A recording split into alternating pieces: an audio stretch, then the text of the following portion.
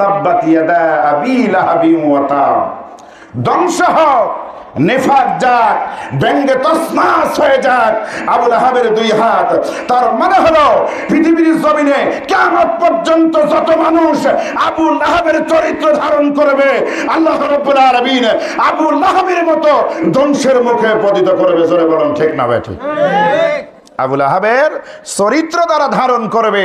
আবু লাহাবকে যেমন আল্লাহ ছেড়ে দেয় নাই, রাসূলের আপন চাচা হয়েও আবু লাহাবকে ছেড়ে দেয় নাই, কিয়ামত পর্যন্ত আপনাকে আমাকে ছাড়ার কোনো অপশন নাই। রাসূলুল্লাহর হাদিসে আছে, আল্লাহ রাব্বুল আলামিন যে চোখ আল্লাহর ভয়ে কাঁদে ওই চোখকে আল্লাহ কোনোদিন জাহান্নামের আগুনে দেবে না। তার মানে হলো এই বডির ভিতরে চোখ বডির একটা অংশ। জোরে বলুন ঠিক না বেঠিক? যদি চোখকে আল্লাহ জাহান্নামের আগুনে না দেয় তাহলে বডিকে আল্লাহ জাহান্নামের আগুনে দেবে? দেবে না। এই চোখকে আল্লাহ রাব্বুল আলামিন যদি জাহান্নামের আগুন থেকে বাঁচায়, বডিটাওকে আল্লাহ রাব্বুল আলামিন জাহান্নামের আগুন থেকে বেঁচে যাবে। তার মানে হলো পুরা বডিটাকে হেফাজত করার দায়িত্ব আমার আল্লাহর। সুবহানাল্লাহ বলুন। সুবহানাল্লাহ। লা ইলাহা ইল্লাল্লাহু মুহাম্মাদুর রাসূলুল্লাহ। সকলেই পড়ি সাল্লাল্লাহু আলাইহি ওয়াসাল্লাম। সম্মানিত ভাইরা, আমি বলতেছিলাম 114টি সূরা। কথা বলতে হবে, সূরার সংখ্যা কত? জোরে বলুন, গুনাহ হবে কি? সূরার সংখ্যা কত? 114টি। দুইটা সূরার উপমা ভূমিকা আমি নিয়ে এসেছি। 1 নম্বর সূরা হলো সূরা লোকমান। আল্লাহ রাব্বুল আলামিন, মুফাসসিরিন ইকরাম বলেছেন, আল্লাহ রাব্বুল আলামিন লোকমান একজন নবী ছিলেন। অধিকাংশ মুফাসসিরিন ইকরাম বলেছেন লোকমান একজন নবী ছিলেন না, লোকমান আল্লাহর মাহবুব বান্দা ছিলেন। সুবহানাল্লাহ বলুন। লোকমান হাকিমকে আল্লাহ রাব্বুল আলামিন জিজ্ঞাসা করলেন, লোকমান, ইলহামের মাধ্যমে তোমাকে আমি নবুয়তি দান করতে চাই। লোকমান আলাইহিস সালাতু ওয়াস সালাম বললেন, আল্লাহ, পৃথিবীর জমিনে এমন কোন ইতিহাস নাই যাকে তুমি নবুয়তি দান করেছো, জিজ্ঞাসা করে নবুয়তি দিয়েছো। যেহেতু তুমি আমাকে জিজ্ঞাসা করেছো, আমি নবুয়তি পাওয়ার যোগ্যতা অর্জন করি নাই, আমি নবুয়তি চাই না, আমি তোমার নেককার বান্দার ভিতরে একজন বান্দা হতে চাই। মারহাবা হবে না? আল্লাহ রাব্বুল আলামিন এই কথার উপরে এমন খুশি হলেন, আল্লাহ রাব্বুল আলামিন তিনার নামে সূরা লোকমান নামে একটা সূরাই নাজিল করলেন। সুবহানাল্লাহ বলুন। 2 নম্বরে আসুন, রাসূলের আপন চাচা আবু লাহাব। রাসূলের কি চাচা? পর চাচা, পারাপর্শী চাচা না, রক্তে একেবারে আপন চাচা আবু লাহাব পৃথিবীর জমিনে রাসূলের উপরে এমন অত্যাচার করেছে, এতই অত্যাচার করেছে, আল্লাহ রাব্বুল আলামিন তার উপরে নারাজ হয়ে অভিশাপ দিয়ে একটি সূরা নাজিল করেছে। সূরার নাম হলো সূরাতুল লাহাব। আমরা সরল অনুবাদে যাব, তারপরে শানে নজুল বলবো, তারপরে বিস্তারিত আলোচনা করব ইনশাআল্লাহ। যত সময় থাকবো সূরা লাহাবের উপরে আলোচনা হবে। যদি আবু লাহাবের বংশধর কেউ যদি থাকেন, এই সূরার আলোচনা করতে গেলে যদি আপনার গায়ের উপরে পড়ে যায় কোনো কথা কিন্তু বলা যাবে না। জোরে বলুন, যাবে কি? কথা বলেন, যাবে না? যাবে না। কারণ হলো আবু লাহাব বলতে আমরা পৃথিবীর জমিনে জানি, এই বিশ্বের জমিনে আবু লাহাব নাম বলতে এই বাংলাদেশ দেশের জমিনে কেউ কি আছে? জোরে বলুন, আছে? কারণ নাম কি আবু লাহাব আছে? জোরে বলুন, আছে কি? নাই, আবু লাহাব নাই। তাহলে আবু লাহাবের নামে আলোচনা করলে কোরআন এবং হাদিস দিয়ে আলোচনা করব। কারোর যদি গায়ের উপরে চেপে বসে তাহলে কোনো শব্দ করা যাবে না। সম্মানিত ভাইরা, আমরা ভূমিকা নয় সরল অনুবাদে চলে যাব। আল্লাহ রাব্বুল আলামিন বলেন, তাব্বাত ইয়াদা আবি লাহাবিন ওয়া তাব্বা। জোরে বলুন আল্লাহু আকবার। ধ্বংস হোক একেবারে আবু লাহাবের 2 হাত, ধ্বংস হয়ে যাক আবু লাহাব নিজে। মা আগনা আনহু মালুহু ওয়া মা কাসাব। তার ধন সম্পদ উপার্জিত অর্থ তার কোনো কাজে আসে নাই। সায়াসলা নারান যাতা লাহাবিন ওয়া ইমরাআতু। অচিরেই সে লেলিহান আগুনের ভিতরে তাকে নিক্ষেপ করা হবে। আমরাতুহু হাম্মালাতাল হাতাব, আর তার ইন্ধন তার স্ত্রীও বহন করবে। ফি জিদিহা হাবলুম মিন মাসাদ, তার গলায় খেজুরের পাকানো রশি পরে জাহান্নামের ভিতরে নিক্ষেপ করা হবে। নাউজুবিল্লাহ বলুন। নাউজুবিল্লাহ। তাহলে সূরার 5টি সূরার যে বাংলা অনুবাদ বললাম, এটা থেকে বুঝলাম প্রত্যেকটি আয়াতের ভিতরে আল্লাহ রাব্বুল আলামিন আবু লাহাবকে অভিশাপ দিয়েছেন। জোরে বলুন ঠিক না বেঠিক? আমরা আসব এখন শানে নুজুল। ওয়ানজির আশিরাতাকাল আকরাবিন, জোরে বলুন আল্লাহু আকবার। আল্লাহ রাব্বুল আলামিন বলেন, তোমার নিকটবর্তী সকলকে তুমি সতর্ক করে দাও। এই সূরাটি যখন নাজিল হলো, নবী করিম সাল্লাল্লাহু আলাইহি ওয়াসাল্লাম আপনার সাফা পর্বতের পাহাড়ের উপরে উঠে বসে দাঁড়িয়ে মানুষদেরকে দুইটা গোত্র, কুরাইশ বংশের সবচেয়ে একনিষ্ঠ গোত্র বনি ফিকর এবং বনি আদি গোত্রের লোকদেরকে ডাকাডাকি করছিলেন। রাসূল যখন ডাকতেছিলেন, মানুষেরা হাজির হলেন। হাজির হওয়ার পরে বিশ্বনবী নরম সুরে নরম আওয়াজে বললেন, ও আমার বংশের লোকেরা, তোমাদেরকে এই সময়ের ভিতরে এই মর্মে আমি যদি তোমাদেরকে কোনো সংবাদ প্রদান করি, তোমরা কি বিশ্বাস করবা? লোকেরা বলল, ইয়া রাসূলুল্লাহ মুহাম্মদ সাল্লাল্লাহু আলাইহি ওয়াসাল্লাম পৃথিবীর জমিনে এসে এমন কোনো বিভ্রান্তমূলক কথা আপনি বলেন নাই, অবিশ্বাস্য কথা আপনি বলেন নাই, যেটা শুনলে মানুষ বিশ্বাস করতে পারে নাই। আপনি বলুন, আমরা শুনবো।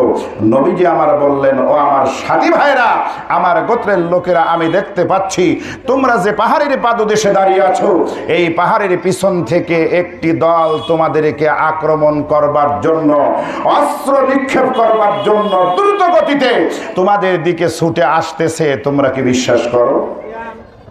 লোকেরা বলল, মুহাম্মদ সাল্লাল্লাহু আলাইহি ওয়াসাল্লাম, অবশ্যই আমরা বিশ্বাস করব। আল্লাহ রাব্বুল আলামিন বললেন, ফাইন্নী নাযীরুল লাকুম বাইনা ইয়াদাই আযাবুন শাদীদ। জোরে বলুন আল্লাহু আকবার। আমি তোমাদেরকে সুস্পষ্ট এবং প্রকাশ্য কঠিন শাস্তির ব্যাপারে সতর্ক করছি। সুবহানাল্লাহ বলুন। সঙ্গে সঙ্গে ওই জায়গার ভিতরে আবু লাহাব ছিলেন। আবু লাহাব বললেন, ভাতিজা, সারা জীবনের জন্য তুমি ধ্বংস হয়ে যাও, সারা জীবনের জন্য পৃথিবীর জমিন থেকে তুমি নিষ্কাশ হয়ে যাও। সঙ্গে সঙ্গে আবু লাহাবের নামে আল্লাহ আসমান থেকে সূরা লাহাব নাজিল করলেন। মারহাবা বলো। সূরা লাহাব নাজিল করে আল্লাহ রাব্বুল আলামিন জানায় দিলেন, মুহাম্মদ, আপনি ধ্বংস হবেন না, আবু লাহাব ধ্বংস হবে, আবু লাহাবের স্ত্রী ধ্বংস হবে, আবু লাহাবের জীবন দশায় যে মাল অর্জন করেছে সেগুলো সব ধ্বংস হয়ে যাবে। আপনি পৃথিবীর জমিনে অটল থাকবেন, আপনাকে মানুষ ভালোবাসবে। মারহাবা হবে না? মারহাবা। সম্মানিত ভাইরা, তাহলে আমরা আলোচনায় আসি। আমরা শানে নজুল শুনলাম, বঙ্গ অনুবাদ আমরা শুনলাম। এবার আমাদের মূল আলোচনা, কোন কোন ক্ষেত্রে আবু লাহাব রাসূলকে কষ্ট দিয়েছে, বিস্তারিত আলোচনা হবে। শোনার ধৈর্য আছে ভাই? জোরে বলুন, আছে? শুনবার ধৈর্য কি আছে? সম্মানিত ভাইরা, রাসূলুল্লাহর হাদিসে আছে, আল্লাহ রাব্বুল আলামিন যে চোখ আল্লাহর ভয়ে কাঁদে, ওই চোখকে আল্লাহ কোনোদিন জাহান্নামের আগুনে দেবে না। তার মানে হলো, এই বডির ভিতরে চোখ বডির একটা অংশ। জোরে বলুন ঠিক না বেঠিক? যদি চোখকে আল্লাহ জাহান্নামের আগুনে না দেয়, তাহলে বডিকে আল্লাহ জাহান্নামের আগুনে দেবে? দেবে না। এই চোখকে আল্লাহ রাব্বুল আলামিন যদি জাহান্নামের আগুন থেকে বাঁচায়, বডিটাওকে আল্লাহ রাব্বুল আলামিন জাহান্নামের আগুন থেকে বেঁচে যাবে। তার মানে হলো, পুরা বডিটাকে হেফাজত করার দায়িত্ব আমার আল্লাহ। সুবহানাল্লাহ বলুন। সুবহানাল্লাহ। তাব্বাত ইয়াদা আবি লাহাবিন ওয়া তাব। ধ্বংস হোক, নেফাক যাক, ব্যঙ্গে তসমাস হয়ে যাক আবু লাহাবের দুই হাত। তার মানে হলো, পৃথিবীর জমিনে কিয়ামত পর্যন্ত যত মানুষ আবু লাহাবের চরিত্র ধারণ করবে, আল্লাহ রাব্বুল আলামিন আবু লাহাবের মতো ধ্বংসের মুখে পতিত করবে। জোরে বলুন ঠিক না বেঠিক? আবুল আহাবের চরিত্র দ্বারা ধারণ করবে। আবুল আহাবকে যেমন আল্লাহ ছেড়ে দেয় নাই, রাসূলের আপন চাচা হয়েও আবুল আহাবকে ছেড়ে দেয় নাই। কিয়ামত পর্যন্ত আপনাকে আমাকে ছাড়ার কোনো অপশন নাই। সম্মানিত ভাইরা, আবুল আহাবের হাতের ভিতরে একটা পাথর নিলেন। কি পাথর নিলেন? রাসূলের দিকে ছুঁড়ে মারবে। রাসূলের আপন চাচা ছুঁড়ে মারবে। আল্লাহ রাব্বুল আলামিন জিবরাইলকে জানায় দিলেন, জিবরাইল চলে যাও, আবুল আহাব হাতের ভিতরে পাথর নিয়েছে, এই পাথর রাসূলের উপরে মারবে, তুমি চলে যাও, আমার আল্লাহর রাসূলকে জানায় দাও, আমার নবীকে জানায় দাও, তাব্বাত ইয়াদা আবি লাহাবিন ওয়া তাব মা আগনা আনহু মালুহু ওয়া মা কাসাব। জোরে বলুন আল্লাহু আকবার। সে মারতে পারবে না। আমি আল্লাহ রাব্বুল আলামিন তোমাকে পাহারা দিব, তোমার সেফটি দিব। আমি আল্লাহ রাব্বুল আলামিন তোমাকে কিয়ামত পর্যন্ত বন্ধু হিসেবে ভালোবাসবো। সুবহানাল্লাহ। কারণ কোন মানুষের ব্যাপারে লক্ষ্য করবেন, কোন মানুষের ব্যাপারে আল্লাহ রাব্বুল আলামিন কোরআনুল কারীমের আয়াত নাজিল করে নাই। ওয়ালিদ ইবনে মুগিরা রাসূলকে কষ্ট দিয়েছে, কিন্তু রাসূল ওয়ালিদ ইবনে মুগিরার কথা নাম ধরে আল্লাহ কোরআনে বলেন নাই। তিনি বলেছেন উতুল্লিম বাদা যালিকা জানিম। আরবি আপনাকে ওয়ালিদ ইবনে মুগিরা কষ্ট দেয়, ও পৃথিবীর জমিনে কোনোদিন ভালো সন্তান হতে পারে না, ওর জন্মের ভিতরে ভেজাল আছে, ও জারদ সন্তান ছাড়া পৃথিবীর জমিনে আর কিছু নয়। জোরে বলুন ঠিক না ঠিক? কিন্তু ওয়ালিদ ইবনে মুগিরার নাম ধরে আল্লাহ কোরআন নাজিল করে নাই। কিন্তু আবুল আহাব আপন চাচা, আবুল আহাবের নাম ধরে, ডাইরেক্ট নাম ধরে আল্লাহ কোরআন নাজিল করেছেন, সূরা নাজিল করেছেন। জোরে বলুন আল্লাহু আকবার। কারণ কি? ব্যাপারটা কি? ঘটনাটা কি? তাহলে এখন আলোচনা করা যাক। জোরে বলুন সুবহানাল্লাহ।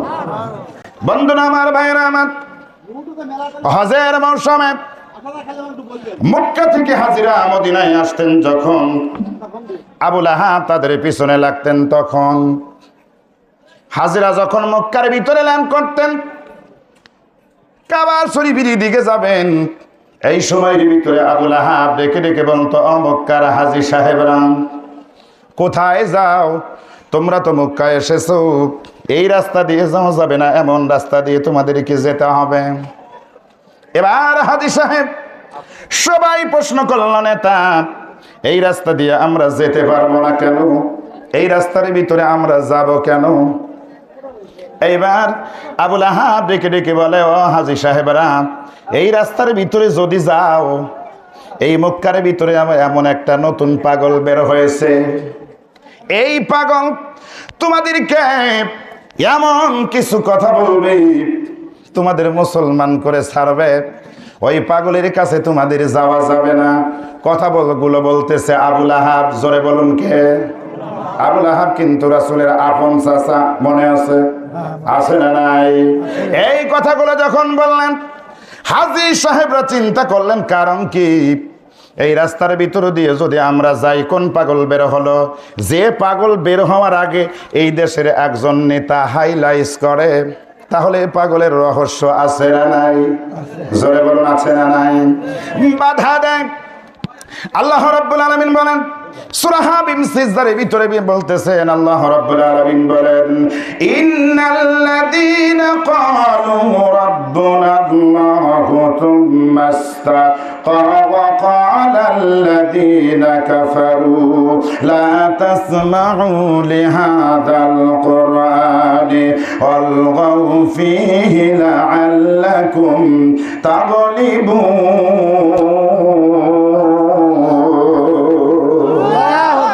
এইবার কাফেররা বলতেছে, আল্লাহ রাব্বুল আলামিন আয়াত নাযিল করলেন, কাফেররা বলবে, ওয়া ক্বালাল্লাযীনা কাফারু লা তাসমাউ লিহাযাল কুরআন, তোমরা কোরআন শ্রবণ করবা না, লিহাযাল কুরআন ওয়ালগাউ ফীহি লাআল্লাকুম তাগলিবুন, যেখানে কোরআনের আলোচনা হবে সেখানে হট্টগোল করবা, মারামারি লাগায় দিবা, ফাসাদ লাগায় দিবা। ওয়ালগাউ ফীহি লাআল্লাকুম তাগলিবুন, যদি তোমরা সফল কাম হতে চাও, যদি তোমরা কামিয়াবি হতে চাও, তাহলে কোরআনের যেখানে আলোচনা হয় এইখানের ভিতরে তোমাদের হট্টগোল করা লাগবে। জোরে বলুন নাউজুবিল্লাহ। মুসলমান ভাইরা রে আমার, এই কথা যখন আবুল আহাব গোত্রীর ভিতরে মহল্লার ভিতরে প্রচার করলেন। সঙ্গে সঙ্গে পাগলেক দেখবার জন্য মানুষেরা আগ্রহ বেড়ে গেল।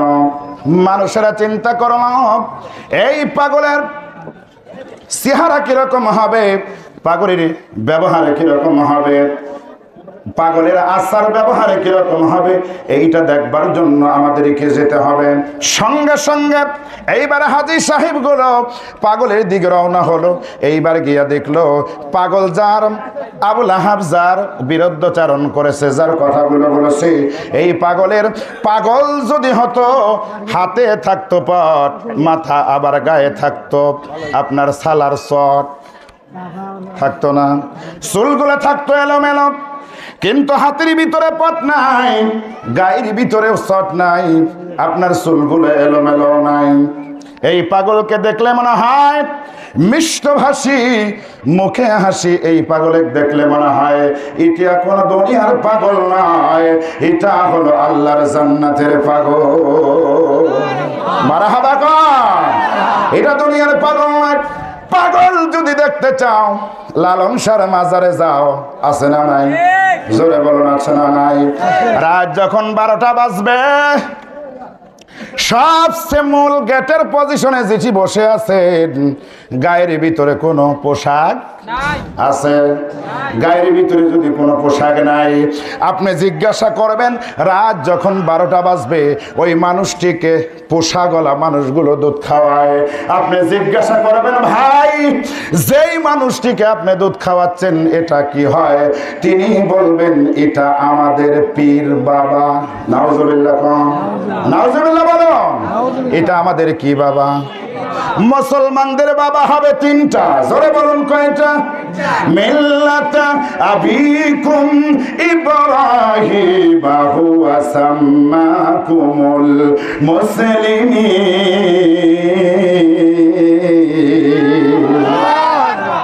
1 নাম্বার মুসলমানদের আদি পিতা হযরত আদম আলাইহিস সালাম, মারহাবা বলুন। 2 নম্বরে জাতির পিতা ইব্রাহিম। 3 নম্বরে হলো আপন বাবা। মুসলমানের বাবা কয়টা? জোরে বলুন কয়টা?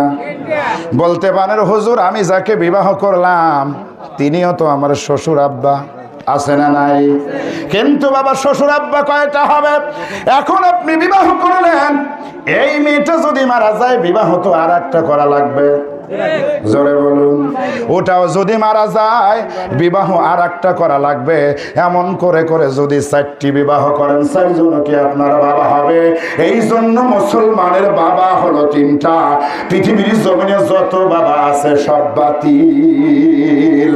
মারহাবা কর মুসলমান ভাইরা আমার। এবার যখন হাজী সাহেবরা গেলেন, যাবার পরে দেখতে পায় রে আবুল আহাব যে হাইলাইট করেছে, আবুল আহাব যে কথাগুলো বলেছে, গায়ে চট নাই, হাতে পট নাই, মাথার ভিতরেও জট নাই, চুলগুলো এলোমেলো নাই। ওই মানুষের কানে যিনি যায়, যাওয়ার সঙ্গে সঙ্গে এমন একগুলো কথা বলে যেই কথার ভিতরে আল্লাহর জান্নাতের গন্ধ পাওয়া যায়। জোরে জোরে বলুন মারহাবা। সম্মানিত ভাইরা, এই জন্য পৃথিবীর জমিনে আবুল আহাব রাসূলকে যত কষ্ট দিয়েছে এই রকম চাচা পৃথিবীর জমিনে আছে না নাই? কথা কন, আছে না নাই? থাকবে, অবশ্যই থাকবে। আবুল আহাবের এই রকম চাচা পৃথিবীর জমিনে আসবে, থাকবেই। কারণ হলো এই চরিত্র গঠন করার থেকে আমরা দূরে থাকতে পারি। জোরে বলুন পারছে কি? আমাদেরকে থাকতে হবে কোরআনের বরে বলিয়ান হয়ে। 2টা রাস্তার কথা আল্লাহ রাব্বুল আলামিন বলেছেন, রাস্তা আমাদের সোজা, সোজা রাস্তা থেকে যদি আমি বাঁকা পথে যাই বিপদ হওয়ার সম্ভাবনা আছে না নাই? জোরে বলুন আছে না নাই? আল্লাহ রাব্বুল আলামিন যেন তৌফিক দান করেন। জোরে বলুন আমিন। আর জোরে বলুন আমিন।